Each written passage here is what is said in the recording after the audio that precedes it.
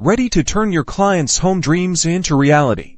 Because in today's fast-paced market, a weak offer is a losing offer. We're going to break down exactly how to write offers that get accepted, even in competitive situations.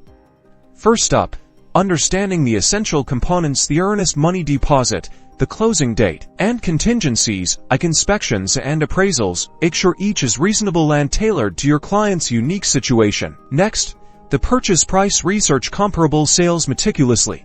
Help your client determine the highest price they're comfortable with, but also consider strategies like escalation clauses. Remember, a slightly higher offer can sometimes make all the difference. Now, for contingencies, while they protect your client, too many can weaken your offer. Advise them on which contingencies are crucial and which they might consider waiving. After understanding the risks, of course, consider ordering pre-inspections to remove the inspection contingency. Finally, presentation is key.